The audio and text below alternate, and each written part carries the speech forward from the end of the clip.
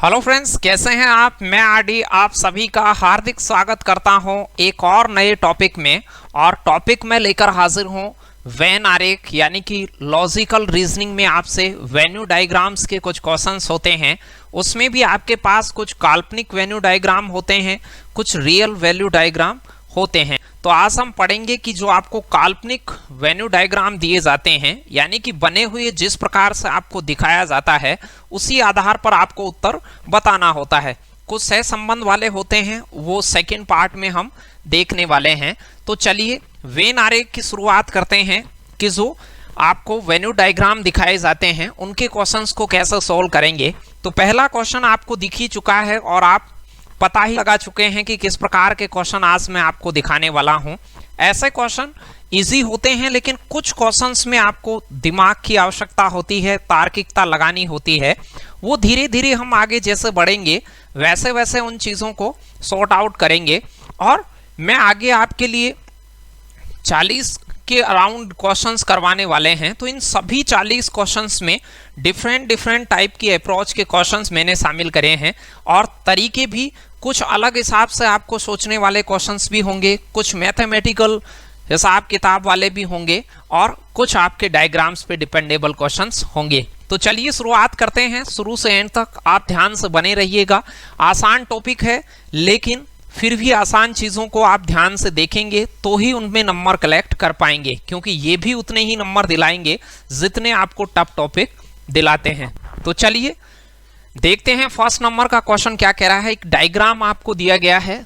कौन सा अंक स्थल भारतीय अध्यापकों को दर्शाता है जो वकील भी हैं। ध्यान दीजिएगा, आपके पास ये जो एक सर्किल है वो अध्यापकों का दायरा है, दूसरा सर्किल है भारतीयों का दायरा है, तीसरा सर्किल है वो वकील का दायरा है। प्रश्न कह रहा है भारतीय अध्यापकों को दर्शाता है जो वकील भी हैं, यानी भारतीय के सर्किल में भी आनी चाहिए वो संख्या, ये भारतीयों का सर्किल हो गया, और अध्यापकों के सर्किल में भी आनी चाहिए वो संख्या, और वकील के यानी तीनों में आनी चाहिए। यानी तीनों में आने वाली संख्या को फाइंड करेंगे तो आप देख पा रहे हैं कि ये जो 3 वाला दायरा है वो तीनों में आ रहा है, तो वो संख्या डिनोट होगी 3 को। बेहद आसान है, लगा सकते हैं। आप समझ चुके हैं कि आज किस किस कैटेगरी के क्वेश्चंस आपको मैं दिखाने वाला हूं। चलिए नेक्स्ट क्वेश्चन की ओर चलते हैं और देखते हैं कि सेकंड प्रश्न आपके लिए क्या है। दूसरी क्वेश्चन की ओर चलते हैं। दिमाग लगाते चले मेरे साथ, आप खुद का उत्तर भी लगाते चले कि इसमें क्या आएगा, क्योंकि ये आप भी देख सकते हैं। चित्र दिखाया गया है। निम्नलिखित आरेख के अंदर त्रिभुज माताओं को दर्शाता है, व्रत शिक्षिकाओं को दर्शाता है, आयत है वो महिलाओं को दर्शाता है। तो आपको कौन सा अक्षर ऐसी महिलाओं को दर्शाता है जो माता और शिक्षिका हैं। महिलाओं को दर्शाता है मतलब महिलाओं के अंदर आना चाहिए वो अक्षर, माताओं को और शिक्षिका, यानी तीनों के अंदर आने वाला आपको अक्षर ढूंढना था। तो आप कहते सर तीनों के अंदर जो दायरा है वो यहाँ वाला, ये जो दायरा है मैंने रेड किया है ये सी वाला, वो तीनों को डिपेंड कर रहा है। तो सी जो अंक है, वो सी जो अक्षर है वो ऐसी महिलाओं को दर्शा रहा है जो माता भी हैं और शिक्षिका भी हैं। तो सी कौन से विकल्प में है? डी ऑप्शन में आपके पास सी मौजूद था, तो डी ऑप्शन इसका राइट आंसर होता जिसमें सी लिखा हुआ था। आसान है, धीरे धीरे आप मेरे साथ प्रैक्टिस में बने रहिएगा, ध्यान से देखिएगा। चीज़ों में कुछ चीज़ें होंगी जो आपको सोचने पे भी मजबूर करेंगी। थोड़ी देर आप धैर्य बनाए रखेंगे, पूरे वीडियो को बिल्कुल आराम से स्टेप टू स्टेप देखें। पूरे 37-38 जो क्वेश्चन मैं लेने वाला हूं, सारे क्वेश्चंस को आप ध्यान से देखते जाइए। तीसरे नंबर का क्वेश्चन ग्रुप डी 2013 में आपसे पूछा हुआ है। इस आकृति में व्रत संतरों का प्रतिनिधित्व करता है। ये व्रत है वो संतरों को दर्शाता है, और जो वर्ग है वो सेवों को दर्शाता है। ये वर्ग है वो सेव के दायरों को दर्शाता है। तो आप निम्नलिखित में से कौन सा कथन सत्य है? कुछ सेव संतरे हैं। कुछ सेव संतरे का मतलब क्या होता है? दो आकृतियां आपस में काटें तो थोड़ा थोड़ा कुछ हिस्सा इसका इसको काटे और कुछ हिस्सा उसका उसको काटे, जैसे इसको ए मान ले बी, तो यहाँ ये कह सकते हैं ए का कुछ हिस्सा बी के दायरे में पड़ता है और बी का कुछ हिस्सा ए के दायरे में। यहाँ कहते हैं कि कुछ ए बी है, ये कह सकते हैं, या आप ये कह सकते हैं कि कुछ बी ए हैं, कुछ बी ए हैं, दिख ही रहा होगा। तो इनके आधार पर लगाते तो आप देखिए ये जो हिस्सा है इसका मतलब ये हुआ है कि कुछ संतरे सेव हैं और कुछ सेव संतरे हैं। तो फर्स्ट वाला आपका सही होता, A option is the right answer. कोई सेव संतरा नहीं है, इसका मतलब हुआ कोई सेव संतरा नहीं है, वो तो दूर दूर होते कि कोई भी सेव संतरा नहीं होता। यदि दोनों अलग अलग होते तब ये कह पाते। तो तीसरा और दूसरा, कोई भी सेव संतरा नहीं है, कोई भी संतरा सेव नहीं है, कुछ संतरे सेव हैं तथा कुछ सेव केले हैं। इसमें देखिए केले आ गया था, केले एक नया वर्ड था तो ये होता नहीं। तो दिख गया होगा कौन सा राइट आंसर होता, A option is the right answer. बहुत छोटी सी बात थी लेकिन फिर भी जरूरी ये है कि आप उसे प्रैक्टिस करके जा रहे हैं कि नहीं है। एग्जाम्स में कुछ आसान चीज़ों को भी आप प्रैक्टिस के साथ जाएंगे। पहले से कोई चीज़ आपकी देखी हुई है और उसे एग्जाम में आप देखते हैं तो फिर आपकी खुशी का ठिकाना नहीं रहता है। इसलिए आप चीज़ों को स्टेप टू स्टेप सीखा करो। जो टॉपिक आपको अच्छे से भी आ जाएं उनको जभी भी आपको नेक्स्ट टाइम मिले उस समय उनकी आप प्रैक्टिस लगाएं, देखें उनको। कई बार आप ये सोच के स्किप कर देते हैं कि हमें फलां टॉपिक आने लग गया, अब इसे देखने की जरूरत नहीं है। बिल्कुल जो आपको आ गए हैं, जो हथियार आपको चलाने आते हैं वो ही आपको युद्ध जितवाएंगे, तो आप उन्हें कभी भी नेग्लेक्ट नहीं करें। 4th नंबर का क्वेश्चन देखिए, निम्न आरेख में विभिन्न प्रकार की पुस्तकें पढ़ने वाले लोगों को निरूपित किया गया है। जो ए वाला दायरा है, ए वाला चौकोर बॉक्स है, वो पत्रिकाओं को निरूपित करता है, बी कहानियों की पुस्तकों को निरूपित करता है, सी उपन्यासों को निरूपित करता है। तो छायांकित अंश क्या दर्शा रहा है, ये बीच का हिस्सा क्या है? ये बीच का हिस्सा तीनों में पड़ रहा है। आप ध्यान से देखें, ये तीनों में, यानी पत्रिका पढ़ने वाले भी, कहानियां पढ़ने वाले भी और उपन्यास पढ़ने वाले। तो वे लोग जो पत्रिका, कहानियों की पुस्तक और उपन्यास पढ़ते हैं उनको दर्शा रहा है। तो डी ऑप्शन आपका राइट आंसर हो जाता। बहुत आसान था। चौथे क्वेश्चंस में डी ऑप्शन हो जाता कि ये बीच वाला दायरा है वो तीनों को कवर कर रहा है, यानी पत्रिका पढ़ने वालों को भी निरूपित कर रहा है, कहानियां पढ़ने वालों को भी और उपन्यास भी। तो डी ऑप्शन होता। ए, बी और सी में दो दो के ही पेयर थे तो आप समझ पाए होंगे। चलिए 5th नंबर के क्वेश्चन की ओर बढ़ते हैं और देखते हैं और क्या बेहतरीन क्वेश्चंस, खूबसूरत से क्वेश्चंस क्या क्या हैं आपके लिए। 5वां क्वेश्चन ग्रुप डी में ही आया हुआ है। इस आकृति में वर्ग है वो अंग्रेजी भाषा को दर्शाता है। ये वर्ग है वो तो अंग्रेजी भाषा के दायरे को दर्शाता है, और जो सर्किल है, वृत्त है, वो हिंदी भाषी लोगों को दर्शाता है। ये जो अंदर वाला सर्किल है वो हिंदी भाषी लोगों को दर्शाता है। कौन सा कथन सत्य है, कौन सा कथन सत्य है, ये आपको बताना था। सभी अंग्रेजी भाषी लोग हिंदी बोलते हैं। सभी का मतलब क्या है? जैसे मान लो एक गोला है, उसके अंदर कुछ है, ये ए है और बी है, पूरा कंप्लीटली इसके अंदर है, तब आप कह सकते हैं कि सभी ए बी हैं, सभी ए बी हैं, ये कह सकते हैं। इस चीज के लिए ये कह सकते हैं। लेकिन बी है उसके लिए कह सकते हैं कि कुछ बी ए हैं, कुछ बी हैं वो ए है। बी का कुछ हिस्सा ही ए के दायरे में पड़ता है, लेकिन ए पूरा का पूरा बी के दायरे में पड़ता है। तो सभी ए बी हैं लेकिन कुछ बी ही ए हैं। ये दो निष्कर्ष ऐसी चीजों से निकलते हैं। तो ऊपर वाले से ध्यान दें। आप ये कह सकते हैं, हिंदी के साथ सभी लगा सकते हैं। आप ये कहेंगे सभी हिंदी भाषी लोग अंग्रेजी के दायरे में पढ़ते हैं। तो सभी हिंदी भाषी लोग अंग्रेजी बोलते हैं। B option is the right answer होता। अंग्रेजी के साथ सभी नहीं आ सकता, और ये दूर दूर भी नहीं है। नेगेटिव तो इनसे आएगा ही नहीं, नेगेटिव तो आते ही नहीं। तो B option is the right answer. थोड़ा सा ध्यान देने का क्वेश्चन था 5th नंबर वाला। इतना ज्यादा मुश्किल नहीं था, लेकिन फिर भी थोड़े से ध्यान की आवश्यकता तो पड़ती ही थी। चलिए नेक्स्ट क्वेश्चन की ओर चलते हैं। छठा क्वेश्चन आपके लिए क्या है? छठा क्वेश्चन आपको कह रहा है कि आरेख में त्रिभुज अस्पताल की नर्सों को दर्शाता है। ये अस्पताल की नर्स को दर्शाता है। व्रत है वो विवाहित नर्सों को दर्शाता है, ये विवाहित नर्सों को दर्शाता है। और वर्ग है वो प्रशिक्षित नर्स को दर्शाता है। ये तीन आपके पास में दिए गए हैं।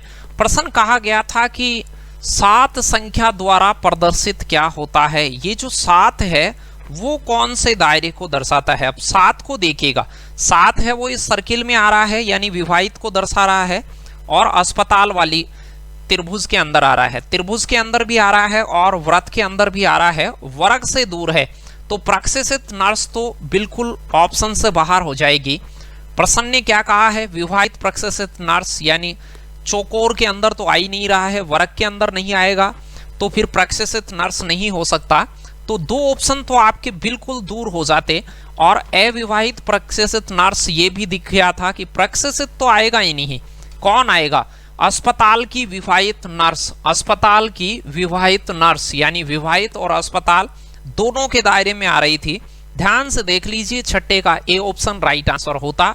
बहुत ही आसान क्वेश्चन था, कर सकते थे और लगा भी सकते हैं। तो ऐसे क्वेश्चन तरह तरह की एग्जाम में जगह जगह आपके पास में इक्के दुक्के क्वेश्चंस आते ही रहते हैं, और इनका नंबर प्राप्त करना बहुत आसान है। यानी कि यूँ समझिए 15-20 सेकेंड में आपको इनका पूरा 1 नंबर मिल जाना है। लेकिन प्रैक्टिस का ध्यान रखें, यदि आपकी प्रैक्टिस सही से नहीं है तो ऐसे क्वेश्चंस भी आपको परीक्षा में डिफिकल्टी में डाल सकते हैं। बाकी तो इन प्रश्नों को करने का मजा ही कुछ और है। यदि आप थोड़ा सा इंटरेस्ट के साथ इनको देखेंगे, विविधताएं बहुत होती हैं इनमें, छोटी छोटी चीजें ध्यान रखने की बहुत होती हैं, लेकिन फिर भी आप इतना ज्यादा दिमाग दौड़ाने की जरूरत नहीं है। छोटी मोटी चीजें होती हैं, उन्हें ध्यान से देख लें। 7वां क्वेश्चन देखिए, राजस्थान पुलिस 2018 में पूछा गया, दिया गया वेन आरेख किसी विद्यालय के 40 में से उन छात्रों की रुचि दर्शाता है जो फुटबॉल, बास्केटबॉल और हॉकी को पसंद करते हैं। इनमें से एक सर्किल फुटबॉल पसंद करने वालों का है, एक जो गोला दायरा है वो हॉकी का है, एक बास्केटबॉल का है। प्रश्न आपसे कह रहा है बास्केटबॉल पसंद करने वाले छात्रों की कुल संख्या का पता लगाइए। आप मुझे ये बताइए, बास्केटबॉल का ये वाला सर्किल है कि नहीं। अब वो कह रहा है बाकी औरों से मतलब नहीं है, बास्केटबॉल कुल कितने खेलते हैं, तो 10 ये खेलते हैं, एक ये खेलता है, 2 और +2, इसका मतलब कुल कितने लोग बास्केटबॉल खेलते हैं, 15। बाकी के लिए मना नहीं करा है उसने, तो फुटबॉल खेलते हैं, हॉकी खेलते हैं, नहीं खेलते हैं, इससे आपको कोई मतलब नहीं था। आप अपने हिसाब से तार्किकता कभी भी नहीं लगा लें। बास्केटबॉल के दायरे में पढ़ने वाले सभी को आप जोड़ लेते तो पता चल जाता। बाकी कह सकते हैं जैसे एक के बारे में पूछता तो ये केवल बास्केटबॉल खेलता है, इस 9 के बारे में बात करें तो ये केवल हॉकी खेलता है। केवल का मतलब समझ गए होंगे कि ये केवल हॉकी खेलता है, बाकी और नहीं खेलता है। इस 10 के बारे में बात करें तो केवल फुटबॉल खेलता है, लेकिन फुटबॉल खेलने वाले पूछे तो 10, 10, 2 और 4, ये फुटबॉल का पूरा दायरे में पढ़ने वाले हो गए। चलिए आगे बढ़ते हैं। C option is the right answer question number 7 का। क्वेश्चन ज्यादा मुश्किल नहीं होंगे, लेकिन थोड़ा सा लैंग्वेज को ध्यान से पढ़ें। जो हिंदी के वर्डों का जाल आपको दिया जाएगा, उस वर्डों के जाल के मीन को यानी अर्थ को आप जल्दी से जल्दी और ढंग से पढ़ना और अंडरस्टूड करना आपको आना चाहिए। 8वें क्वेश्चन की ओर चलिए और देखिए, कौन सा अक्षर विद्यार्थियों के उस समूह को दर्शाता है जो टेनिस और बैडमिंटन खेलते हैं पर वॉलीबॉल नहीं। टेनिस और बैडमिंटन तो खेलते हैं लेकिन वॉलीबॉल नहीं खेलते। टेनिस खेलें और बैडमिंटन खेलें लेकिन वॉलीबॉल नहीं खेलें, यानी कि इस दायरे से तो बाहर होना चाहिए, वॉलीबॉल के दायरे से वो बाहर होना चाहिए। तो वॉलीबॉल के दायरे को तो आप बिल्कुल नहीं लेंगे, वॉलीबॉल के दायरे को तो भूल जाइए, सिर्फ उनमें। अब टेनिस में भी आना चाहिए और बैडमिंटन में भी आना चाहिए, तो कौन सा हिस्सा है, डी। तो सी ऑप्शन में लिखा हुआ था डी। 8वें नंबर के क्वेश्चन में सही जवाब हो जाता आपका सी ऑप्शन, यानी कि डी वाला दायरा, डी। ऑप्शन डी नहीं, ऑप्शन सी, लेकिन जो लेटर है वो डी वहां पर पुट है। तो डी वाला जो अक्सर है वो टेनिस भी खेलता है और बैडमिंटन भी खेलता है, दोनों के दायरे में है जो सी ऑप्शन में लिखा हुआ था। ऑप्शन सी आप चूज करते तो आपका प्रश्न सही हो जाता। चलिए 9th नंबर के क्वेश्चन की ओर चलते हैं और देखते हैं कि 9th नंबर का क्वेश्चन का सही जवाब क्या होगा। आप भी लगा लीजिए, पढ़िए आराम से। आयत है वो प्रबंधकों को दर्शाता है, त्रिभुज है वो स्त्रियों को, व्रत है वो गायकों को निरूपित करता हो। तो ऐसी स्त्रियों की संख्या, ध्यान देना, ऐसी स्त्रियों की संख्या कितनी है जो प्रबंधक और गायक दोनों है। स्त्री के दायरे में भी आना चाहिए और प्रबंधक और गायक भी होना चाहिए, तीनों के दायरे में आना चाहिए। तो तीनों के दायरे में ध्यान से देखिए, ये 4 है, वो तीनों के दायरे में आ रहा है। तो आप आसानी से उत्तर लगा देते, डी ऑप्शन आपका राइट आंसर होता। क्वेश्चन नंबर 9 को आप ध्यान से देख लीजिए, मैं दूर हट जाता हूं, आपका फोकस पूर्णतया बोर्ड पे ही बना रहे। तो ध्यान से देखिए, यहां पर बहुत छोटी बात है, बस आपको ऊपर की दी गई हिंदी को पढ़ना था और पता लगाना था कि नीचे जो आरेख आपको दिया गया है, जो वेन्यू डायग्राम आपको दिया गया है, उसमें कौन सा अक्षर या अंक समूह उस चीज को दर्शा रहा है जो प्रश्न आपसे पूछ रहा है। चलिए क्वेश्चन नंबर 10 की ओर चलते हैं, आगे बढ़ते हैं। 10वां क्वेश्चन देखिए क्या कह रहा है। दिए गए आरेख का ध्यान पूर्वक अध्ययन कर बताइए कि कितने ग्रामीण लोग शिक्षित हैं। कितने ग्रामीण लोग शिक्षित हैं। ग्रामीण, ध्यान से देखना भाई, ग्रामीण लोग शिक्षित हैं यानी ग्रामीण में आना चाहिए और शिक्षित में आना चाहिए। नौकरी पेशा के लिए उसने ना तो मना किया है ना उसने डन किया है। ध्यान देना, नौकरी पेशा की अभी कोई पॉसिबिलिटी नहीं है, लेकिन आप ये मान के चलिए निश्चित तौर से कि शिक्षित और ग्रामीण में तो आना ही चाहिए। यदि वो ग्रामीण में आता है तो इस सर्किल में आना चाहिए, और यदि वह शिक्षित में आता है तो इस ट्रायंगल में आना चाहिए। तो अब आप ये कह सकते हैं कि सर ये 22 है, वो शिक्षित भी है और ग्रामीण भी है, और ये 6 है, वो भी शिक्षित और ग्रामीण है। ध्यान से देखिए, उस 6 को भूल जाएं कहीं पे आप। कुछ बच्चे उस 6 को भूल जाते हैं और उत्तर 22 लगा देते हैं, क्योंकि इस 6 को भी देखिए शिक्षित भी है और ग्रामीण भी है। प्रश्न ने नौकरी पेशा के लिए मना नहीं करा है। यदि वो उसके लिए मना नहीं करे तो इसे शामिल अवश्य रूप से करना पड़ेगा। तो आपका उत्तर होता डी ऑप्शन। थोड़ा ध्यान से देखिए, कुछ बच्चों को ऐसे प्रश्नों में समस्या हो सकती है क्योंकि वो वहां पर नौकरी पेशा के शब्द को नहीं देख पा रहे हैं। तो नौकरी पेशा वहां है ही नहीं। कितने ग्रामीण लोग शिक्षित हैं, यानी आपको उन संख्याओं का चुनाव करना है जो शिक्षित और ग्रामीण दोनों के दायरे में पड़ रही हो। तो 22 है, वो शिक्षित और ग्रामीण के दायरे में है। साथ में जो 6 है वो शिक्षित और ग्रामीण के दायरे में भी है, साथ साथ वो नौकरी पेशा में भी है। लेकिन प्रश्न ने ना तो मना किया है कि नौकरी पेशा में है, ना ही उसने कहा है कि नौकरी पेशा में है या नहीं है। तो आप उस 6 को भी शामिल करते, क्योंकि शिक्षित और ग्रामीण तो है ही वो, और वो ही दायरा आपसे पूछा था। तो 22 + 6 28 आपका राइट आंसर होता। कभी भी ऐसे प्रश्न का 22 जवाब नहीं लगा दें।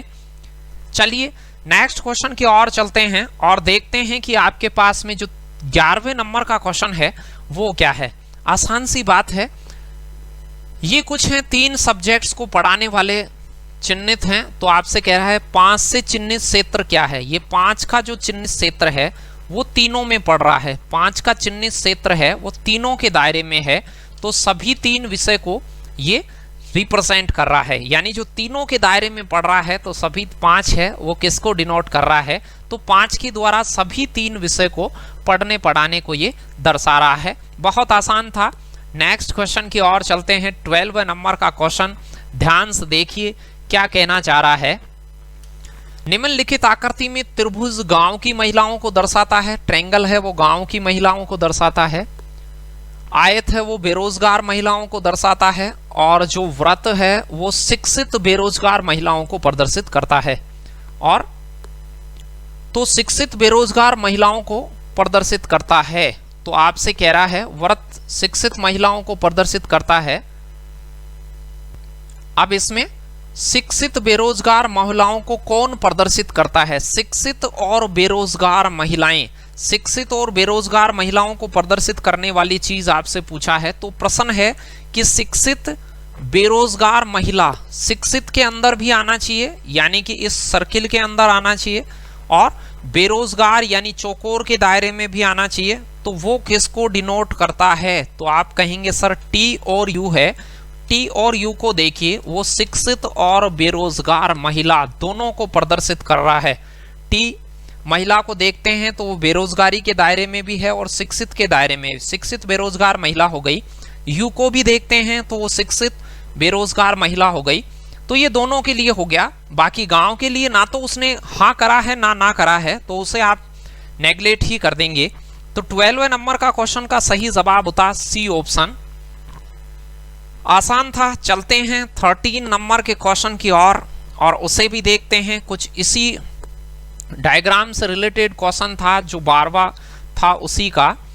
गांव में शिक्षित बेरोजगार महिलाओं को प्रदर्शित करता है। गांव में शिक्षित बेरोजगार महिला, 13वें नंबर के क्वेश्चन का गांव में शिक्षित बेरोजगार महिला, यानी शिक्षित में भी आना चाहिए, इस सर्किल में भी आना चाहिए, वो गांव में यानी कि त्रिभुज में भी आना चाहिए और आयत में भी आना चाहिए। तीनों में कौन सा दायरा आ रहा है? तो आप कहेंगे ये वाला दायरा जो इस इलाके में संख्या या अक्षर लिखा हुआ है वो तीनों के दायरे में है। तो वहां कौन लिखा हुआ है? आप कहेंगे सर टी लिखा हुआ है। आसान चीजें हैं। 12-13 क्वेश्चन आपने देखे और समझ पाए होंगे कि क्या क्या इनमें डिफरेंट टाइप की अप्रोच कुछ हो सकती हैं। अब आगे आगे आपके लिए और थोड़े से बेहतरीन क्वेश्चन होते जाएंगे। ये हमने टॉपिक की भूमिका बनाने की कोशिश करी है कि इसमें एक्चुअल में छोटी छोटी चीजें, कौन सी बातों का आपको ध्यान रखना होता है और कैसे इनका उत्तर आप सही तरीके से लगा सकते हैं। 14वें नंबर का क्वेश्चन देखिए। दिया गया वेन आरेख कॉलेज के 80 छात्रों के एक समूह की खेल प्राथमिकताओं का प्रतिनिधित्व करता है। 3 खेल हैं। ए बैडमिंटन को दर्शाता है, बी बास्केटबॉल को और सी टेनिस को। ये ध्यान देने की बात है कितने छात्र एक से अधिक खेल खेलना पसंद करते हैं। अब एक से अधिक खेल खेलने का दायरा जो मैंने तीर लगाए हैं वहां वाली चीजें हैं, लेकिन यहाँ कुछ लिखा हुआ नहीं है, यहाँ पर सब चीजें गायब थी। अब देखिए ये क्वेश्चन थोड़ा सा अच्छा क्वेश्चन है। अब यहाँ आप हड़बड़ाहट नहीं दिखा सकते। प्रश्न को पढ़ा तो आपने देखा कुल छात्र कितने हैं, ध्यान देना। कुल छात्र हैं तो आप कहते हैं सर 80 हैं। अब केवल एक खेल खेलने वाले, ध्यान देना, एक खेल खेलने वाले दिख रहे हैं। एक खेल वाले कुल देखिए 13 यहां पर हैं, 12 यहां पर हैं प्लस और 10 यहां पर हैं। 13, 12, 25, 35 व्यक्ति एक खेल खेलते हैं। तो एक से अधिक बाकी हैं वो एक से अधिक खेलते हैं, क्योंकि सभी कम से कम एक खेल तो खेलते ही हैं। एक से अधिक कितने लोग खेलते होंगे, कितने छात्र हैं वो एक से अधिक खेल खेलते होंगे। तो उसके लिए आपको क्या करना है, जैसे ये 80 है, टोटल छात्र 80 थे, 80 में से एक खेल, केवल एक खेल खेलने वाले 35 हैं। तो बचे हुए जो 45 स्टूडेंट हैं वो आपके पास में क्या होंगे, वो एक से अधिक खेल खेलने वाले होंगे। तो इनको आप बता सकते हैं कि समूह की खेल प्राथमिकताओं का प्रतिनिधित्व करते हैं। 80 छात्रों का एक समूह है, वो खेल खेलते हैं, लेकिन प्रश्न ने जो डायग्राम दिखाया है उसमें एक खेल खेलने वाले एक के पास में देखिए केवल 13 के दायरे में आ रहा है। जो 13 है वो बाकी किसी दूसरे सर्किल के दायरे में नहीं आ रहा है। फिर जो आपके पास में 12 आ रहा है वो अन्य किसी भी सर्किल के दायरे में नहीं आ रहा है। तो आप ये कह सकते हैं कि केवल बास्केटबॉल खेलने वाले हैं वो 12वें नंबर, और सी जो 10 हैं वो केवल टेनिस खेलने वाले हैं। प्रश्न कह रहा है एक से अधिक खेल खेलना पसंद करते हैं, उनका उत्तर बताइए। तो 80 में से आप इन तीनों को जोड़कर घटाते तो बचे हुए डबल के दायरे के छात्र होते। चलिए क्वेश्चन नंबर 15 की ओर बढ़ते हैं और देखते हैं कि वहां किस प्रकार का क्वेश्चन है। बहुत ही आसान सा है और छोटी सी बात है इसमें भी। और 15वां जो क्वेश्चन है, कौन सा विद्यार्थियों के उस समूह को दर्शाता है जो टेनिस खेलते हैं पर ना तो बैडमिंटन और ना ही वॉलीबॉल। तो यहां से देखिए प्रश्न कह रहा है कि टेनिस खेलने वाले आपको लेने हैं। टेनिस तो खेलने के टेनिस के दायरे में तो आना चाहिए। जो ये वाला सर्किल है ये टेनिस का सर्किल है, लेकिन उसने कहा है बैडमिंटन के दायरे में नहीं आना चाहिए, बैडमिंटन में नहीं आना चाहिए, ना ही वॉलीबॉल के दायरे में आना चाहिए। बैडमिंटन और वॉलीबॉल के दोनों के ही दायरे में वो नहीं आना चाहिए। तो अब आप ये कह सकते हैं कि टेनिस खेलने वाला केवल इसमें ए है। तो आपका जो राइट आंसर होता, ए ऑप्शन में ही ए लिखा हुआ था, जिस भी ऑप्शन में ए लिखा हुआ होता उसे आप चूज करते। आसान सी चीजें थी, क्योंकि उसने बैडमिंटन के लिए मना करा है तो बैडमिंटन वाला जो भी इलाका है उसको आप नहीं ले सकते, और जो वॉलीबॉल वाला इलाका है उसे भी नहीं लेंगे। तो इन दोनों इलाकों को आप छोड़ेंगे तो क्या बचेगा, सिर्फ ए बचेगा। छोटी बात है, आसानी से कर सकते थे, कोई भी समस्या इसमें शायद आपको नहीं रही होगी। चलिए 16वें नंबर का क्वेश्चन देखिए कि क्या कह रहा है। दिए गए आरेख में त्रिभुज स्नातकों का, आयत विवाहितों का, व्रत महिलाओं का प्रतिनिधित्व करता है। उन महिलाओं की संख्या कितनी है जो स्नातक तो हैं किंतु विवाहिक नहीं है। ध्यान से देखिए, स्नातक तो हैं यानी स्नातक में आना चाहिए, लेकिन विवाहित में नहीं आना चाहिए। विवाहित को काट दीजिए। अब देखिए यहां से मैं विवाहित को छोड़ दूं, ये वाला सारा दायरा है वो विवाहित का छोड़ दूं, तो स्नातक और महिला दोनों में कॉमन दायरा कौन सा होगा। तो आप कहेंगे सर ये यहाँ वाला दायरा है वो दोनों में कॉमन है, महिलाओं के लिए भी काम कर रहा है स्नातक में, लेकिन विवाहित में नहीं है। तो 14 इसका राइट आंसर होता। ए ऑप्शन में 14 लिखा हुआ था, तो 16वें नंबर का जो सही जवाब होता वो ए ऑप्शन होता। आराम से बता सकते हैं, कोई भी समस्या ऐसे क्वेश्चन में नहीं होनी चाहिए। फिर से आगे बढ़ते हैं और देखते हैं कुछ बेहतरीन क्वेश्चंस। और यहां पर एक क्वेश्चन एनटीपीसी 30/3/2016 में पूछा हुआ है। रेलगाड़ी से यात्रा करने वाले कुल यात्री तथा रेलगाड़ी से यात्रा नहीं करने वाले यात्रियों के बीच क्या अनुपात होगा। ध्यान से देखिए, यहां पर आपके पास में जो त्रिभुज है वो है कार को डिनोट कर रहा है, त्रिभुज कार को दर्शा रहा है, और ये व्रत है वो रेलगाड़ी को दर्शा रहा है। यहां पर दिखा रखे हैं ये चौकोर जो है ये साइकिल को दर्शा रहा है, ये वाला नहीं, ये वाला साइकिल को दर्शा रहा है, और ये वाली चीज है वो बस को डिनोट कर रहा है। ये तो इनका दायरा हो गया कि इस वेन्यू डायग्राम में कौन सी आकृति है वो किसको रिप्रेजेंट कर रही है। तो ये त्रिभुज है वो कार को रिप्रेजेंट कर रहा है, ये वाली चीज साइकिल को, ये जो गोला है सर्किल वो रेल को, और ये जो चौकोर आयत जैसा है वो बस को रिप्रेजेंट कर रहा है। प्रश्न ने क्या कहा, रेलगाड़ी से यात्रा नहीं करने वाले और रेलगाड़ी से यात्रा करने वाले कुल यात्री, यानी रेल में यात्रा करने वाले, पहले तो निकालेंगे कि रेल में यात्रा करने वाले, रेल में यात्रा करने वाले कौन कौन हैं उसे देखिए आप।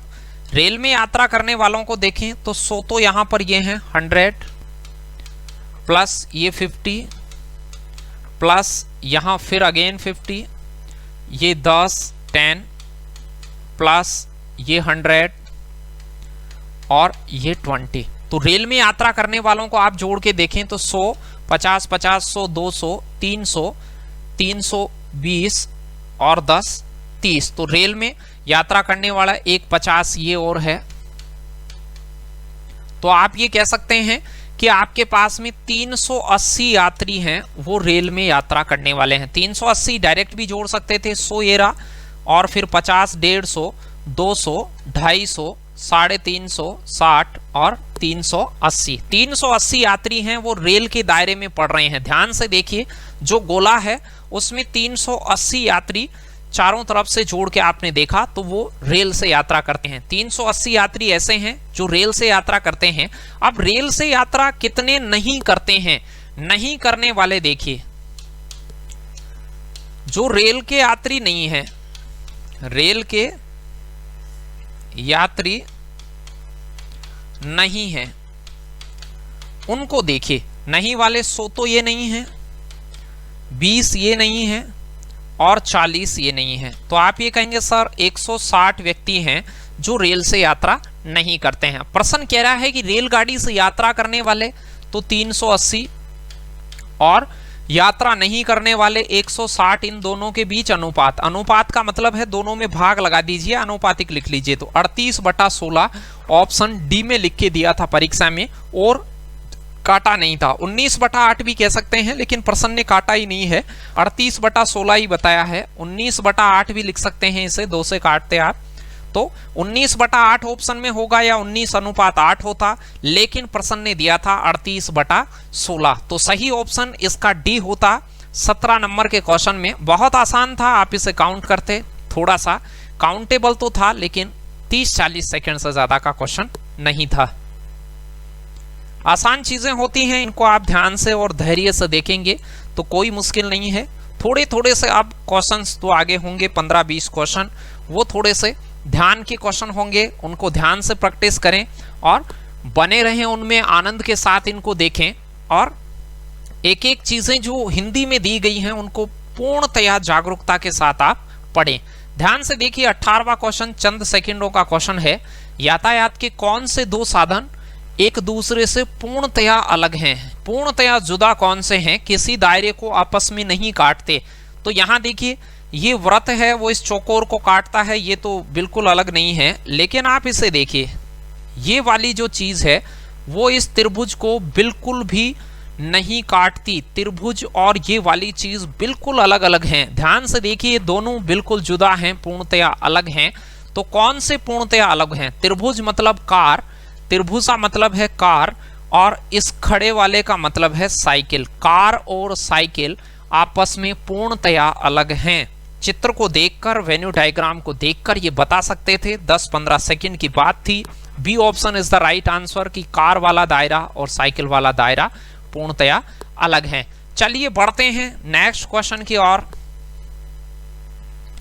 अविवाहित व्यक्ति जो एकल परिवार में रहते हैं परंतु कॉलेज के प्रोफेसर नहीं हैं को किस अंक द्वारा निरूपित किया जा सकता है? ध्यान से देखिए, अविवाहित व्यक्ति होने चाहिए, यानी अविवाहित के दायरे में वो पढ़ना चाहिए। जो एकल परिवार में रहते हैं, मतलब एकल परिवार वाले इस चौकोर के अंदर भी आना चाहिए, लेकिन प्रोफेसर नहीं होने चाहिए, त्रिभुज में नहीं आना चाहिए। तो त्रिभुज वाले पूरे इलाके को छोड़ना पड़ेगा, त्रिभुज के दायरे में बिल्कुल नहीं आना चाहिए, मना किया है उसने। तो अब आप कह सकते हैं अविवाहित और एकल परिवार में कौन आ रहा है? एस आ रहा है। तो अब देखिए, सी ऑप्शन राइट आंसर नहीं होगा। ये एनटीपीसी में आया हुआ है, वहां ऑप्शन के ऑप्शन और होते हैं। ये ऑप्शन देखिएगा कि एस है वो सी में आ रहा है, एस है वो सी में आ रहा है, और सी कहां आ रहा है? 1 नंबर। यहां पे टिक करते आप ऑनलाइन परीक्षा में तो सही होता है। ये सी वाली चीज है, सी वाली चीज आपका उत्तर होगा, यानी सी में एस लिखा हुआ है, एस आपके दायरे में है, तो फर्स्ट वाला आपका राइट आंसर होता। ऐसे ऑप्शनों को भी ध्यान से लगाएं। कई बार आप सी ऑप्शन को टिक करते हैं तो सी ये मान लिया जाता है, लेकिन सी ऑप्शन नहीं है, ये कैटेगरी है और उसकी सब कैटेगरी ऑप्शन में नीचे लगानी है। चलिए नेक्स्ट क्वेश्चन की ओर बढ़ते हैं। 20वां क्वेश्चन देखते हैं आगे कि क्या है। चलिए, तो 20वां क्वेश्चन आपके लिए क्या है उसे देखते हैं। एकल परिवार में रहने वाले व्यक्ति परंतु जो न तो विवाहित हैं, अब ध्यान देना, यहां आप ध्यान रखें, यहां पर लिखा हुआ है अविवाहित व्यक्ति और वहां लिखा हुआ है विवाहित। ध्यान से देखिएगा इस चीज को, क्योंकि ये चीज आपको समस्या कर सकती है। कई बार आप रनिंग में या एग्जाम के प्रेशर की वजह से छोटे छोटे शब्दों को नहीं पढ़ पाते हैं।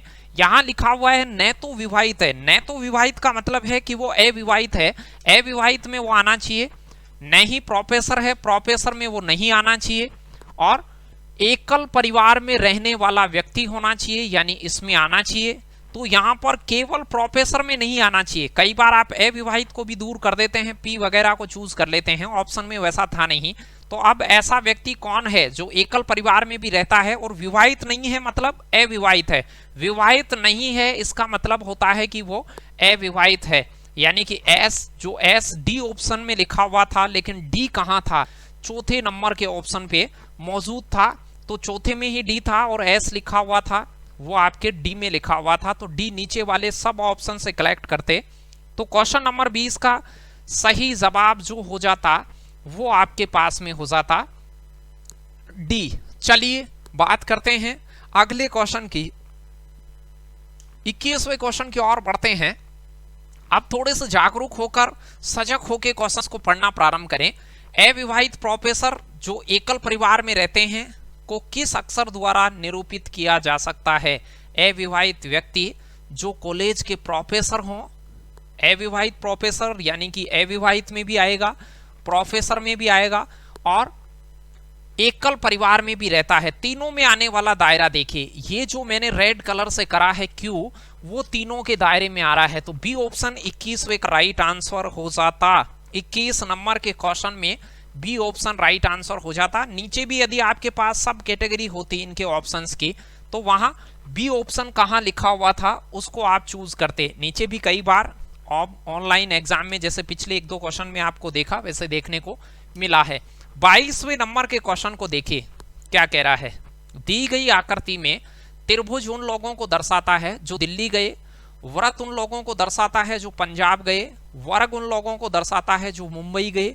दिल्ली और पंजाब दोनों जगह जाने वाले लोगों को दर्शाने वाला हिस्सा दिल्ली और पंजाब यानी कि इस गोले में आना चाहिए और चौकोर त्रिभुज में आना चाहिए। ऐसा कौन सा दायरा है? तो आप कहेंगे सी। ये तो बेहद आसान सी बात थी। डी ऑप्शन में लिखा हुआ था सी। सी कहां लिखा हुआ है? सी ऑप्शन चूज मत करना, सी कौन से ऑप्शन में लिखा हुआ है उस ऑप्शन को चूज करना। तो डी ऑप्शन आपका राइट आंसर होता, जहां पे सी लेटर लिखा हुआ था। सी लेटर वाले लोग दिल्ली और पंजाब दोनों जगह जा ही रहे हैं। चलिए 23वें नंबर के क्वेश्चंस को फटाक से आप उत्तर लगा दीजिए। ये आसान चीज है। कौन सी संख्या महिलाओं में वो आना चाहिए? गृह निर्माताओं को दर्शाती है जो शिल्प में निपुण है। शिल्प में निपुण और गृह निर्माता तीनों में आने वाला उठाना था प्रश्न। ये तो आसान है, तो तीनों में 3 ही आ रहा है, वो डी ऑप्शन में लिखा हुआ था। ये तो चंद सेकंडों के क्वेश्चन बन गए हैं। अब ये सिर्फ प्रैक्टिस करवा रहा हूं मैं आपको। अब इसमें थोड़ी सी 1-2 कैटेगरी और हैं, वो लास्ट में मैं आपको दिखाने वाला हूं। फटाक से देखिए 24 नंबर का क्वेश्चन DMRC 2003 में पूछा गया। एक अच्छा क्वेश्चन है। क्षेत्र 2 और 8 किसका प्रतिनिधित्व कर रहे हैं? ये जो त्रिभुज है उसमें बुद्धिमान व्यक्ति हैं। तो यदि आपसे कहे कि ये 2 और 8 क्या बुद्धिमान हैं क्या, तो आप कहेंगे सर बुद्धिमान तो ये अवश्य हैं।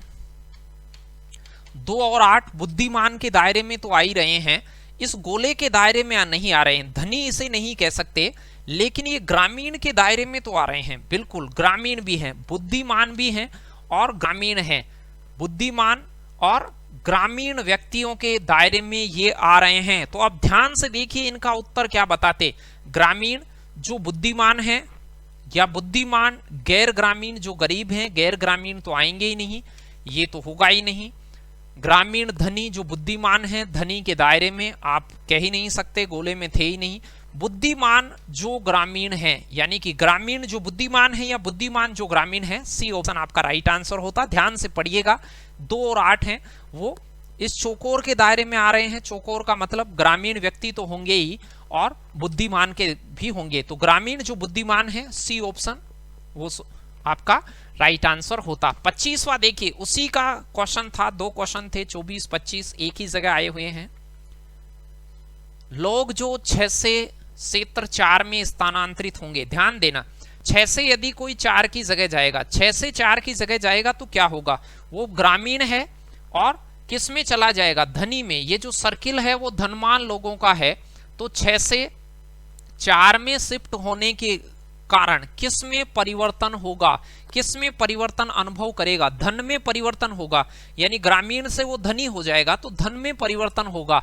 तो आप क्या करेंगे कि यदि कोई व्यक्ति 6 वाले क्षेत्र से 4 वाले क्षेत्र में जाएगा तो वो धनी अनुभव करेगा। 26वें नंबर के जो क्वेश्चन का सही जवाब होगा ए ऑप्शन, धन में परिवर्तन महसूस करेगा। अच्छा क्वेश्चन था, देख सकते थे कई बार ऐसे क्वेश्चंस आप जल्दबाजी हड़बड़ाहट की वजह से गलत कर बैठते हैं। 26वें क्वेश्चन को देखिए क्या कह रहा है। वेन आरेख कुछ बच्चों की पसंदीदा आइसक्रीम को दर्शा रहा है। ध्यान दीजिए ए वाला जो दायरा है वो वेनिला को, बी वाला दायरा है वो चॉकलेट्स को, और पिस्ता को सी वाला दर्शा रहा है। अब देखिए क्या कह रहा है। आइसक्रीम के 1 से अधिक फ्लेवर्स को पसंद करते हैं।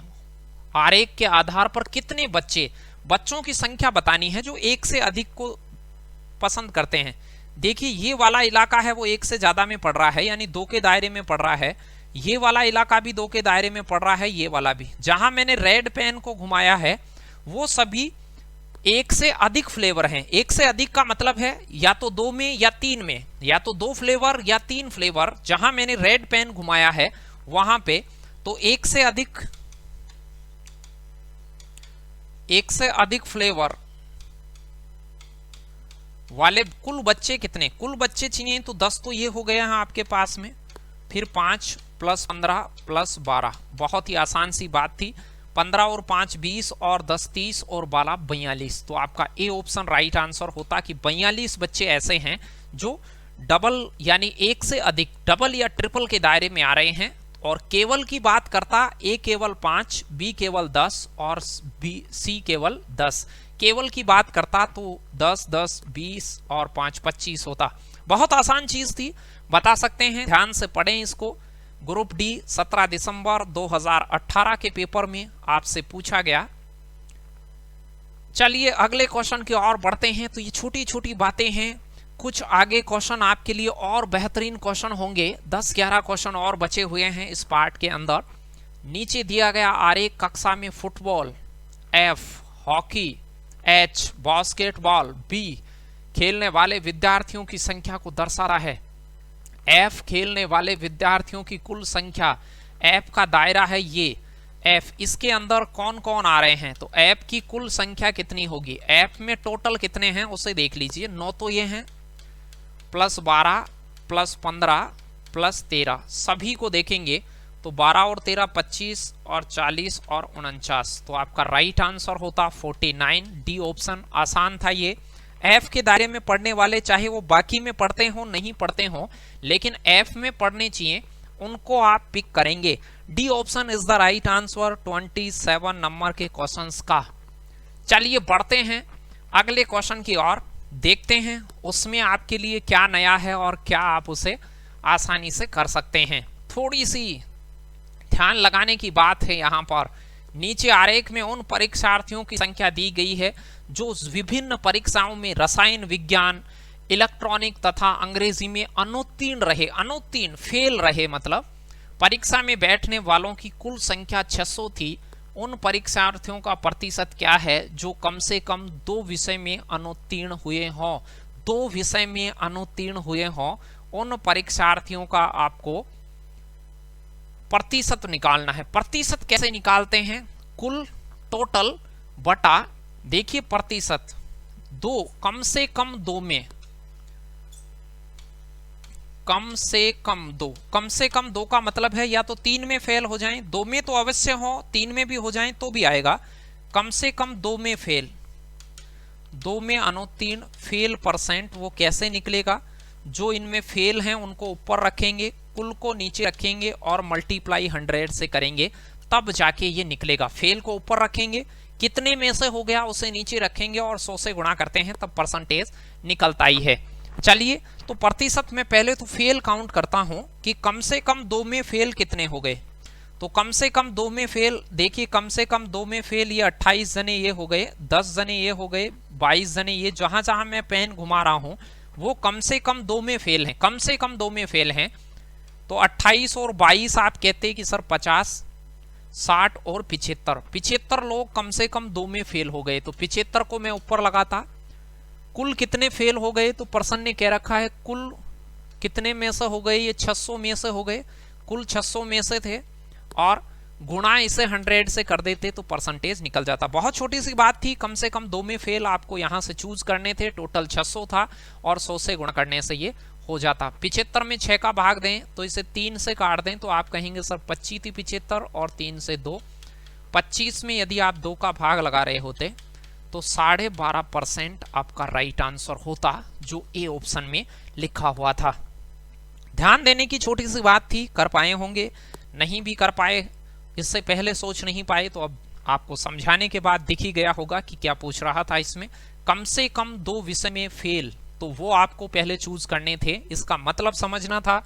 कम से कम 2 विषय में फेल का मतलब होता है या तो 2 सब्जेक्ट्स में या 3 में या 4 में, जितनों में भी हो गया है, लेकिन कम से कम 2 में होना चाहिए। चलिए नेक्स्ट क्वेश्चन की ओर चलते हैं। 29 नंबर का क्वेश्चन, ध्यान से देखने की बात है, ऐसे क्वेश्चन अक्सर गलत होते हैं परीक्षा में। किसी विद्यालय में 60% विद्यार्थी क्रिकेट खेलते हैं जो विद्यार्थी क्रिकेट नहीं खेलते वे फुटबॉल खेलते हैं। गौर कीजिएगा इन एक एक लाइनों पे, क्योंकि ये क्वेश्चन मेरे साथ वाले 3-4 फ्रेंड्स लोगों ने परीक्षा दी और उनमें से 2 के गलत हो गया था। 2 जनों ने इसे पढ़ने में गलती कर दी, जो कि यूपीएससी की तैयारी कर रहे हैं। सोचने समझने की क्षमता उनमें ज़्यादा बेटर होती है और फिर भी वो कई बार इतनी छोटी बात को गलत कराते हैं। कैसे, वो देखिए। प्रश्न में कहा था 60% विद्यार्थी क्रिकेट खेलते हैं। फिर कहा कि जो विद्यार्थी क्रिकेट नहीं खेलते वो पूरे के पूरे फुटबॉल खेलते हैं, यानी 40% विद्यार्थी फुटबॉल खेलते हैं और 60% विद्यार्थी क्रिकेट खेलते हैं। फिर आगे देखिए, हर फुटबॉल खिलाड़ी के पास में 2 पहिया वाहन है। 2 पहिया वाहन हर फुटबॉल खिलाड़ी के पास है। उपयुक्त आंकड़ों में से कौन सा निष्कर्ष नहीं निकाला जा सकता? नहीं निकाला जा सकता, नहीं वाला लगाना था। तो आप मुझे ये बताइए, इसका तीसरे वाला को पढ़िए। क्रिकेट खिलाड़ी फुटबॉल नहीं खेलते, तो यहां लिखा हुआ है जो क्रिकेट खेलता है वह फुटबॉल नहीं खेलता, तो क्रिकेट खिलाड़ी फुटबॉल नहीं खेलता, ये तो निष्कर्ष निकलता है। तीसरा तो निकलता है। ऑप्शन को देखिए, आपके पास 3 ऑप्शनों में 3 आ रहा था, बी में भी, सी में और डी में। ये तो निकलता है। नहीं निकलने वाला कौन सा होता? ए ऑप्शन होता। ऑप्शन बहुत इजी थे क्योंकि 3 जगह दिख रहा था। तीसरा तो निश्चित तौर से निकल रहा था कि क्रिकेट खिलाड़ी फुटबॉल नहीं खेलते। ऊपर साफ साफ दे रखा है कि विद्यार्थी जो क्रिकेट नहीं खेलते वो फुटबॉल खेलते हैं, यानी कि फुटबॉल नहीं खेलते वो क्रिकेट खेलते हैं और क्रिकेट नहीं खेलते वो फुटबॉल खेलते हैं। तो तीसरा निष्कर्ष निश्चित तौर से निकाला जा सकता था। प्रश्न कह रहा था नहीं निकाला जा सकने वाला बताइए, तो 3 ऑप्शनों के साथ 3-3 था। पहला और दूसरा नहीं निकाला जा सकता। अब क्यों नहीं निकाला जा सकता? बहुत सारे बच्चे इस पर डिस्कस करते रहते हैं। 60% विद्यार्थियों के पास 2 पहिया वाहन नहीं है। अब ये बात निश्चित नहीं कह सकते। आपको यहां पर देखो, ये कह रखा है फुटबॉल खिलाड़ियों के पास 2 पहिया वाहन है, यानी क्रिकेट और फुटबॉल। क्रिकेट खेलते हैं 60% विद्यार्थी और फुटबॉल खेलते हैं 40%। इनके पास 2 पहिया वाहन है, लेकिन इसको मना थोड़ी करा है। कहीं भी प्रश्न में मना नहीं करा है कि क्रिकेट खिलाड़ियों के पास 2 पहिया वाहन है या नहीं है। ये बात निश्चित नहीं हो रही है। तो ये ध्यान रखें, तार्किकता में जहां ये निश्चित नहीं हो रहा हो कि उनके पास 2 पहिया वाहन है या नहीं है, तो मन माफिक नहीं लगा दें। आप अपनी मर्जी से नहीं लगा दें कि उनके पास 2 पहिया वाहन नहीं है। तो 60% विद्यार्थियों के पास 2 पहिया वाहन नहीं है, ये कहीं से पता नहीं चल रहा, तो ये नहीं निकाला जा सकता। कह नहीं सकते कि उनके पास है कि नहीं है। किसी भी क्रिकेट खिलाड़ी के पास 2 पहिया वाहन है, ये भी नहीं कह सकते कि उनके पास नहीं है, क्योंकि प्रश्न ने कहीं भी नहीं कहा है कि क्रिकेट वालों के पास 2 पहिया वाहन नहीं है। बस ये कहा है कि क्रिकेट खेलते हैं वो फुटबॉल नहीं खेलते, और फुटबॉल वालों के पास 2 पहिया वाहन है। क्रिकेट वालों के पास हो सकता है, कुछ के पास हो सकता है नहीं हो। तो पहले दोनों निष्कर्ष आप नहीं निकाल सकते थे। चलिए 30वें नंबर के क्वेश्चन की ओर बढ़ते हैं। ध्यान से देखिएगा, थोड़ा सा गणना का है और ऐसी चीजों को भी आप ध्यान से देखें। एक कक्षा में 100 विद्यार्थियों में से 63 विद्यार्थी सेव पसंद करते हैं। ध्यान देना, कुल विद्यार्थी हैं 100। इसमें 2 कैटेगरी हैं, कुछ तो हैं वो सेव पसंद करते हैं। अब ऐसी चीजों को ध्यान देना, कुछ हैं वो नारंगी पसंद करते हैं। अब आपसे कहा जाए कि 63 आदमी तो सेव पसंद करते हैं और 76 आदमी नारंगी पसंद करते हैं, तो आप ये सोच रहे होंगे सर इतने तो व्यक्ति ही नहीं है, क्योंकि आदमी तो आपके पास 100 ही थे, और ये 63 और 76 को आप जोड़ते हैं। यदि इन दोनों को जोड़ते हैं तो ये हो जाता है 139, 139 हो जाता है। तो अब आप कहेंगे सर ये तो 100 ही थे, ये 139 कैसे हो गया? तो मैं आपसे ये कहूंगा कि कुछ आदमी हैं वो सेव को पसंद करते होंगे, कुछ आदमी अकेली नारंगी को पसंद करते होंगे, लेकिन कुछ ऐसे भी होंगे जो दोनों को पसंद करते होंगे। तो यहां पर देखिए क्या होता, इस चीज में ये होता, 100 चीजों का एनालिसिस करें अपन, 139 ये हो गया है, तो ये 100 से जितना ज्यादा गया, 100 से जितना जैसे कुल था, इन दोनों को जोड़ेंगे जो कुल से ज्यादा जाएगा ये दोनों को पसंद करने वाले होंगे। यानी 100 में से 39 व्यक्ति ऐसे होंगे जो दोनों को पसंद करते हैं। अब आपसे कहे कि इधर ये सेव वाला दायरा है और ये नारंगी वाला है, ध्यान से देखिएगा। 63 आदमी सेव पसंद करते हैं, तो 39 तो दोनों में आ गए हैं, ये सेव भी पसंद करते होंगे क्योंकि वो नारंगी भी साथ साथ में करते हैं। तो 63 में से आप 39 घटाएंगे तो केवल सेव आएंगे, 39 घटाएंगे तो केवल सेव प्राप्त करने वाले कितने हैं, 24 कहेंगे कि केवल सेव पसंद करने वाले 24 हैं। केवल नारंगी पसंद करने वाले हों तो 39 उसमें से आप घटाएंगे तो आपके पास में यहां से कितने आएंगे, 37 बचेंगे। आपसे नारंगी में से यहां से 39 घटाएंगे तो आप समझ गए होंगे क्या 37 कैसे बचेगा।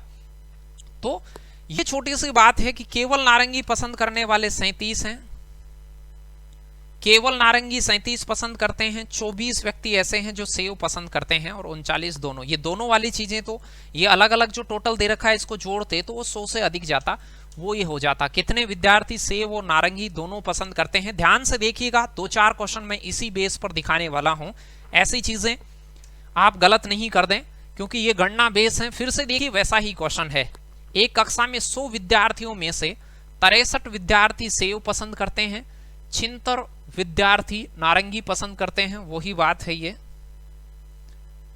क्वेश्चन डबल रिपीट हो गया। चलिए अगले को देखते हैं। सॉरी, वही प्रश्न है लेकिन उसमें बात अलग पूछी गई है। ध्यान से देखिए, कितने विद्यार्थी केवल सेव को पसंद करते हैं। क्वेश्चन नंबर 31 30 से डिफरेंट है, लास्ट वाली लाइन। अभी मैंने कहा कि कुल आदमी 100 हैं, कुल में से एप्पल को पसंद करने वाले, सेव पसंद करने वाले कुछ हैं, नारंगी पसंद करने वाले। तो अब आप कह सकते हैं सेव पसंद करने वाले हैं आपके पास में 63 विद्यार्थी और ये हैं 76। अभी मैंने कहा इन दोनों को आप यदि जोड़ेंगे तो आपके पास आता है 139। ये 100 से अधिक जाता है। ये 100 से अधिक इसलिए गया है क्योंकि ये 39 व्यक्ति हैं, वो दोनों को पसंद करते हैं, दोनों पसंद करने वाले हैं। अब आप ये कह सकते हैं 63 में दोनों पसंद करने वाले 39 हैं, तो इसमें से 39 घटाएंगे तो आप ये कहेंगे कि 24 व्यक्ति हैं वो केवल सेव को पसंद करेंगे, केवल सेव पसंद करने वाले हो गए। और मैं ये कहूं कि केवल नारंगी वाले, तो अभी आपको बताया 39 इसमें से घटा दीजिए, दोनों वाले हैं इसमें घटा दीजिए, सेपरेट नारंगी वाले बच जाएंगे। तो ये होगा 37। तो 37 आदमी केवल नारंगी पसंद करते हैं, 24 आदमी केवल सेव पसंद करते हैं और 39 दोनों पसंद करते हैं। तो केवल सेव वाली बात यहां से आपसे पूछी है, ए ऑप्शन राइट आंसर होता। तो 30 और 31 एक ही प्रकार के प्रश्न थे, दोनों में बात दोनों अलग अलग पूछी हैं, वो आपने 30 में भी समझी, 31 में भी समझी। चलिए 32वें क्वेश्चन को देखते हैं। कुछ उसी प्रकार से है, 70 व्यक्तियों की किसी पार्टी में 52 अंग्रेजी बोलते हैं। अभी मैंने कहा कि टोटल हैं 70, कुछ तो हैं इनमें से इंग्लिश बोलते हैं और कुछ हैं वो फ्रेंच बोलते हैं। इंग्लिश बोलने वाले 52 मेंबर हैं और 26 फ्रेंच बोलते हैं। अभी मैंने कहा इन दोनों को आप जोड़ेंगे तो ये होता है 78। अब मैं ये कहूंगा कि 70 व्यक्ति हैं, जबकि इनकी काउंटिंग करते हैं तो आपके पास 78 आ रहा है। इसका मतलब ये है इन दोनों को जोड़ने से जो इनसे ज्यादा गया है, ये 8 व्यक्ति हैं वो दोनों बोलते हैं, दोनों के दायरे में आते हैं। 8 दोनों के दायरे में आते हैं। अब मैं वेन बना सकता हूं कि 8 व्यक्ति तो हैं वो दोनों के दायरे में आते हैं 70 में से। इंग्लिश 52 बोलते हैं तो 8 तो ये आ गए हैं, इधर इंग्लिश और इधर फ्रेंच, तो 8 तो इसे काउंट कर दीजिए।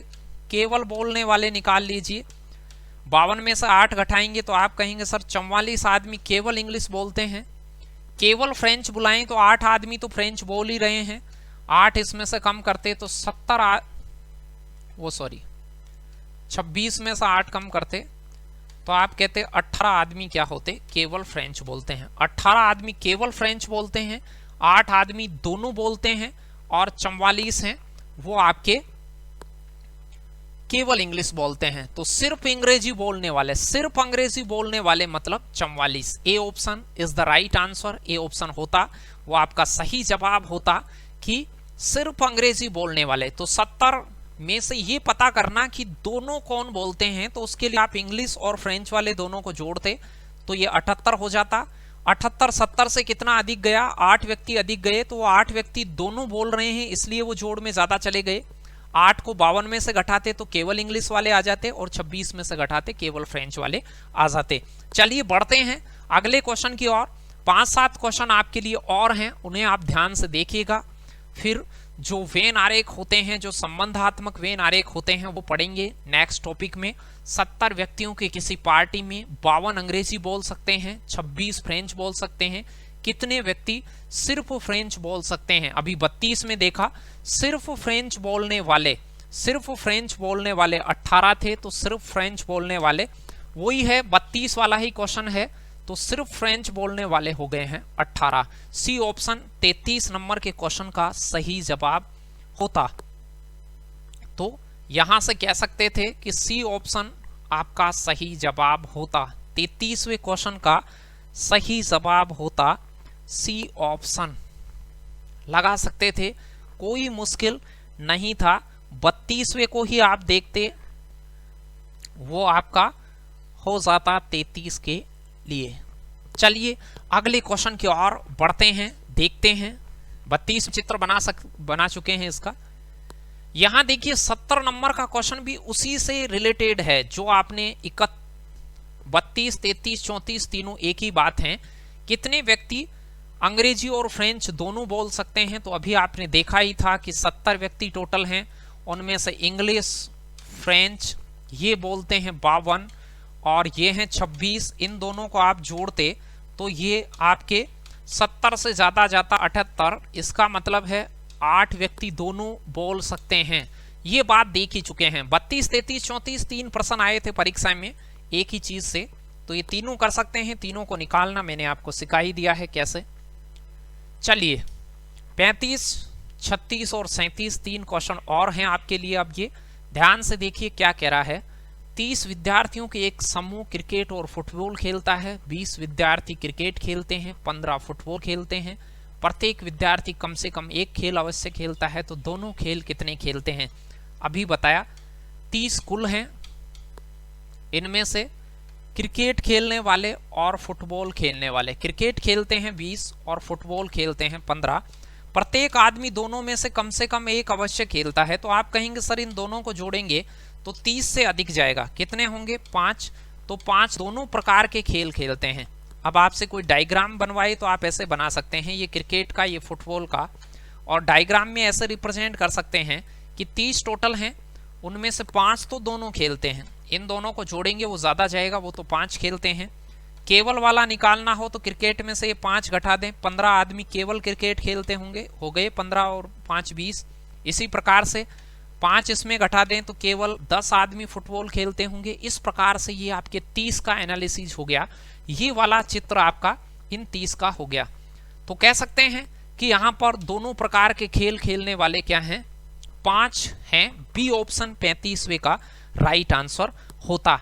चलिए बढ़ते हैं 36वें क्वेश्चन की ओर। ध्यान से देखिए, कक्षा में 80 विद्यार्थी कंप्यूटर में और इलेक्ट्रॉनिक्स दोनों पढ़ते हैं, जबकि 100 विद्यार्थी कंप्यूटर विज्ञान और 120 इलेक्ट्रॉनिक्स पढ़ते हैं। अब देखिए कुल का पता नहीं है आपको, कुल का पता नहीं है, लेकिन आपको ये कहा गया है कि इनमें से कंप्यूटर पढ़ने वाले और इलेक्ट्रॉनिक पढ़ने वाले 100 विद्यार्थी कंप्यूटर इलेक्ट्रॉनिक पढ़ते हैं और 120 ये पढ़ते हैं। दोनों पढ़ने वाले 80 हैं, 80 हैं जो दोनों पढ़ते हैं। दोनों वाला दायरा, ये टोटल में जो दोनों का दायरा टोटल से अधिक जाएगा 80 वो होगा। तो कुल भी निकाल सकते हैं, लेकिन कुल नहीं पूछा है। उसमें से कितने केवल कंप्यूटर विज्ञान पढ़ते हैं? केवल कंप्यूटर विज्ञान, तो ये दोनों वाला दायरा कंप्यूटर विज्ञान में से घटा दीजिए, 80 20 में से घटा दीजिए, तो केवल कंप्यूटर कितने पढ़ते हैं? 20। अब चित्र आप ऐसे बना सकते हैं, ये कंप्यूटर पढ़ने वाले और ये इलेक्ट्रॉनिक्स पढ़ने वाले, और दोनों पढ़ने वाले हैं 80, और कंप्यूटर केवल कंप्यूटर पढ़ने वाले 20, तो 20 और 80 100 हो गए हैं। इधर 80 ये हैं तो 40 इलेक्ट्रॉनिक पढ़ने वाले हो गए हैं, तो 120 दिख गए होंगे कि ये कैसे रहे होंगे। 140 टोटल रहे होंगे, टोटल आपसे पूछता तो 140 आता। तो 36वें नंबर का क्वेश्चन आंसर होता कि आपके पास डी ऑप्शन 20 व्यक्ति केवल कंप्यूटर पढ़ते हैं। केवल कंप्यूटर का मतलब है कि वो इलेक्ट्रॉनिक्स नहीं पढ़ते होंगे, ऐसे आप बता सकते थे। तो 20 आपका राइट आंसर होता। एक और बेहतरीन क्वेश्चन दिखाता हूं, ध्यान से देखिएगा, वो भी एक छोटा क्वेश्चन है, लेकिन ऐसे क्वेश्चंस में भी गलती होना लाजमी है।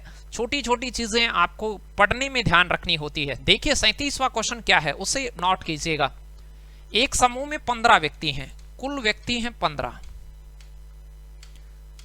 15 कुल व्यक्ति हैं 15। इन 15 में से जिसमें से 7 फ्रेंच पढ़ सकते हैं, 8 अंग्रेजी पढ़ सकते हैं, जबकि 3 इन दोनों भाषा में से कोई भी भाषा नहीं पढ़ सकते, कोई भी भाषा नहीं पढ़ सकते। ध्यान देना, इन 15 में 2 कैटेगरी हैं, एक तो भाषा पढ़ने वाले और एक नहीं पढ़ने वाले। पढ़ने वाले और भाषा नहीं पढ़ने वाले, पहले तो ये दायरा करना था। 3 व्यक्ति कोई भी भाषा नहीं पढ़ते हैं 15 में से, और 12 व्यक्ति भाषा पढ़ते हैं। पहले ये देखना था आपको, ये लाइन जो मैंने अंडरलाइन करी है, जबकि 3 इन दोनों भाषाओं में से कोई भी भाषा नहीं पढ़ते, तो 3 व्यक्ति तो कोई सी भी नहीं पढ़ते हैं, मतलब 12 पढ़ते होंगे, 3 नहीं पढ़ते हैं प्रश्न के अकॉर्डिंग। अब पढ़ने वालों की बात देखिए क्या करी है। पढ़ने वालों में से उसने दिया है 7 फ्रेंच पढ़ सकते हैं और 8 अंग्रेजी पढ़ सकते हैं। इनमें से 7 तो फ्रेंच पढ़ सकते हैं और इंग्लिश पढ़ने वाले हैं 8। अभी मैंने बताया था 7 और 8 कितने, देखो भाषा जो पढ़ने वाले हैं वो आपके पास कितने हैं, 12। सिर्फ मैं पढ़ने वालों की बात कर रहा हूं। 12 में से कुछ फ्रेंच पढ़ते हैं, कुछ इंग्लिश पढ़ते हैं, तो जो इंग्लिश पढ़ने वाले हैं वो 8 बताए हैं और फ्रेंच पढ़ने वाले हैं वो 7 बताए हैं। अभी मैंने आपको सोल्व करना बताया था कि इन दोनों को जोड़ेंगे तो 8 और 7 15 होंगे, वो 12 से अधिक जाएगा, तो आप कहेंगे 3 दोनों प्रकार की भाषा पढ़ते हैं। 3 तो दोनों प्रकार की भाषा पढ़ते हैं। अब मैं इसमें से 3 घटाऊं तो केवल फ्रेंच हो जाएगा, केवल फ्रेंच। इसमें से 3 घटाऊं तो 5 आदमी केवल इंग्लिश हो जाएगा, केवल ई। अब देखो प्रश्न ने क्या कहा है, कितने व्यक्ति यथार्थ एक भाषा पढ़ते हैं। एक भाषा पढ़ने वाले यानी केवल फ्रेंच पढ़ने वाले 4 और केवल इंग्लिश पढ़ने वाले 5, तो ये एक एक भाषा पढ़ने वाले केवल यथार्थ में आ गए। केवल यथार्थ में बी ऑप्शन 9 व्यक्ति हो गए। ध्यान से देखिए, मेरी बातों को सुनिए। 15 व्यक्ति टोटल थे, उनमें से 2 कैटेगरी हो गई प्रश्न के अनुसार। 15 व्यक्ति में से 12 भाषा पढ़ने वाले, 3 नहीं पढ़ने वाले, क्योंकि क्वेश्चन ने कहा है कि 3 व्यक्ति दोनों भाषाओं में से कोई सी भी भाषा नहीं पढ़ते हैं, तो 12 और 3 2 कैटेगरी हो गई। फिर भाषा में भी 2 कैटेगरी हैं, 12 लोग हैं, उनमें भी 7 तो फ्रेंच पढ़ने वाले हैं और 8 अंग्रेजी पढ़ने वाले हैं। तो आप कहेंगे 12 में से 7 और 8 तो सर 15 हो गए, मतलब वो 15 जो 12 से ज्यादा जा रहा है 3 व्यक्ति, तो 3 व्यक्ति ऐसे हैं जो दोनों प्रकार की लैंग्वेज को पढ़ते हैं। तो 3 व्यक्ति दोनों प्रकार से पढ़ते हैं, तो 7 व्यक्ति में से 3 घटाएंगे, 4 व्यक्ति केवल फ्रेंच वाले बचेंगे, क्योंकि 3 तो डबल पढ़ते हैं और 4 केवल फ्रेंच पढ़ते हैं। 8 में से 3 तो दोनों पढ़ते हैं, तो 5 व्यक्ति केवल इंग्लिश पढ़ते होंगे। तो केवल एक भाषा पढ़ने वाले 4 व्यक्ति तो फ्रेंच पढ़ने वाले हैं केवल, और 5 व्यक्ति केवल भाषा इंग्लिश पढ़ने वाले हैं, क्योंकि वहां भाषा के साथ ये नहीं दिया है कि अंग्रेजी या हिंदी, केवल एक भाषा। तो एक भाषा फ्रेंच वालों को भी गिनेंगे और इंग्लिश वाले भी जो एक एक पढ़ते हैं उनको गिनेंगे, तो 9 व्यक्ति हो जाते। तो ये कुछ बेहतरीन शानदार आपकी आगामी परीक्षाओं के लिए उपयोगी काल्पनिक वेन डायग्राम से रिलेटेड क्वेश्चन थे। अब अगले टॉपिक में हम देखेंगे कि कैसे वेन्यू डायग्राम्स के जो वास्तविक रिलेशन होते हैं वो लगाए जाते हैं। तब तक आप बाकी टॉपिक्स जो भी अपलोड हो गए हैं उनकी प्रैक्टिस करते रहें। पीडीएफ इनकी अपलोडेड है, वहां से आप जैसे ही वीडियो समाप्त करें पीडीएफ से आप प्रैक्टिस करें और खुद को जांचें, इनमें अपने छोटे छोटे थॉट प्रोसेस डेवलप करें और खुश रहें, हंसते मुस्कुराते रहें, खुद का ध्यान रखें और मंजिल की ओर बढ़ते रहें। फिर से मिलते हैं नेक्स्ट टॉपिक में, तब तक धन्यवाद।